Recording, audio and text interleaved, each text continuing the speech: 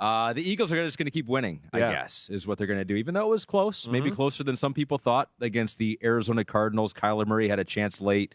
Matt Amendola just going from team to team, missing kicks. losing games for teams. I feel bad for him. I know. Kinda. Poor guy. I didn't even register he was there. I didn't either. Until the game was going on. And I was going, oh, damn, that's Matt Amendola. I was going, oh, shit, okay, all right. And then he's lining up at the end of the game, and I'm going, oh, my gosh, Matt Amendola. Matt Prater was out, so it was Matt Amendola, and he missed the kick. It was just a 43-yarder at the end of the game, right after they showed all the warm-ups. Of him hitting it the same way. Yeah, missing them all. Right? Pushing it right, where it all went down the middle and then does this weird slice to the right, which is, if I remember correctly, how he missed them in Kansas City in the Indianapolis game when they lost that one. Maybe he's got another skill out there. I'm sure he's great at other things. He might have to start practicing it soon. He keeps this up. He's going to have to find that other skill. Eagles pull it out, though. Jalen Hurts, the 7th game for him with 2 or more rushing touchdowns, tied for the second most by a quarterback in the Super Bowl era. Cam Newton had 10. But, yeah, they did just enough. Just enough. They weren't impressive. No. But I guess maybe, Chris, do they have to win some games like this? And do you learn more? Are you more impressed with them, when they're not playing their best, still getting a win in a game like this? I think there is something to say about that. I do. I think, all in all, it's a team that can beat you a lot of different ways for sure. I think that's the positive thing about them. And, I think that, defensively, I think they're kind of still trying to find their way a little bit. But still, another game that we can get into here and go, it was 14-0. They're kind of controlling the football game, right? Then finally Arizona makes a stop and gets them pinned back in their own area. And then, the Cardinals kind of put together an ugly drive, right? A little short run pass, short run here, boom, boom, boom. And then, hey, we got a freaky receiver in the middle of the field, Hollywood Brown. He catches the ball and shit, he makes a guy miss and makes a cut, and he's got 3 rockets up his ass, and all of a sudden you're going, oh, it's 14-7, right? And then the Eagles get the ball back and don't do anything. And I think the Cardinals don't do anything. And then the Eagles don't do anything. And then the Cardinals get it back and they fake a punt. All right. This is, to me, one of the big points of the game that really got them back in it. They fake a punt on the 4th down, continues to drive. They end up getting a field goal in that drive. And then from that point on, it was kind of a football game. But my thing with the Eagles, and you heard me say this last night, so this is no surprise. And I even went when I was eating breakfast just again, because I'm like, wait, is my mind telling me this right? The Eagles are too pass happy, in my opinion. And that was my issue last week when we broke down the Jaguars game, right? They were down 14-0 early, and I was going, damn, all they did was they're playing pass defense. And then it was finally like the Eagles got down. They're like, all right, wait.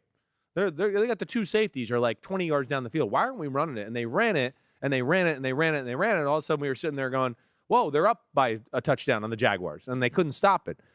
To me, that's where they drop the ball a little bit right now. We know the team is really damn good, right?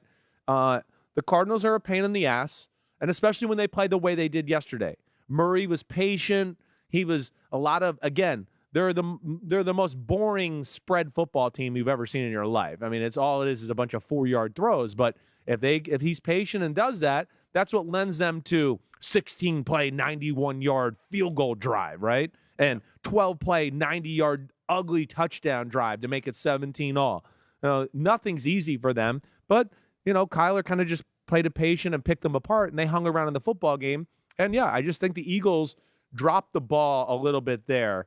And when they do that, that's why I think you didn't see, like, A.J. Brown's name called a whole lot yesterday, because they never forced the Cardinals into, whoa, you better stop the run and leave some guys one-on-one on the outside and make some big plays like that. And that's where I'd like to see the Eagles adjust a little bit. There were not a whole lot of explosive plays, period, in this game. No. There were a lot of short passes. There were 13 screen attempts by Jalen Hurts in the game. He was 12 for 13 for 70 of his 239 yards. Dallas Goedert was his leading receiver. But there's some concern about this Eagles team first half and then second half. In the first half, they've scored 106 points. Second half, they've only scored 29. Yeah, they seem to die out. Dan Sulis says, what did the Cardinals do on D to slow the Eagles down? Do you think it's a real problem that the Eagles seem to have an issue in the second half? I do think there's something there. That's where I do think they have to play through the run a little bit more. I think it'll help them out. Again, I feel like they fall into the we're going to tear you up with our weapons, and Jalen Hurts is going to run and scramble, and, he'll make some big plays down the football field, instead of just like, wait, the best thing about our football team is our O-line. It's physical. It's overwhelming. We can chew up the clock. We can keep your team off the field for a little bit. They don't seem to do that in the second half of football games right now. I'm not overly concerned, but it's one of those things, too, where it does seem like they kind of run out of tricks in the second half. Or, we had a few game plan things we exposed you with in the first half, and now you made adjustments in the second half, and we're just going back to the meat and potatoes of our offense. That's kind of the sense I get. But either way, I'm not concerned with it. And, again, to that question, which is a good question, and it's certainly on my mind too, let's see when somebody really pushes them a little bit too. A lot of these times they're kind of in control of the game in the second half.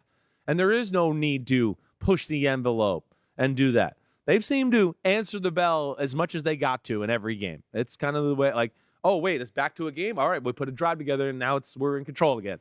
They've kind of had those answers all year long, and I'm not worried about it, I guess is what I'm saying. And this week will be an interesting matchup with the Cowboys for sure because of that. Oh, my gosh. Sunday Night Football on NBC. That's another good one for us. Good starts for the Eagles in their games for the most part. We saw screens, that. You talk about it. I know. It's just there was lack of,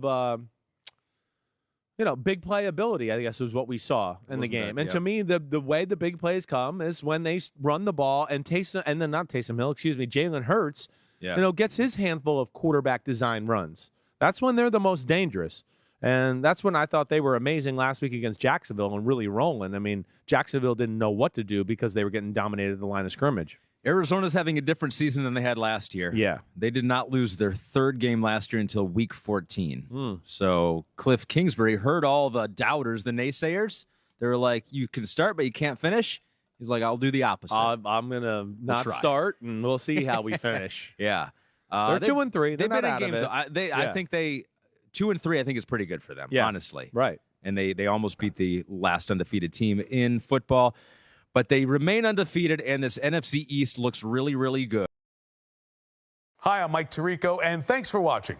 Make sure to hit subscribe for the latest news and highlights from NBC Sports.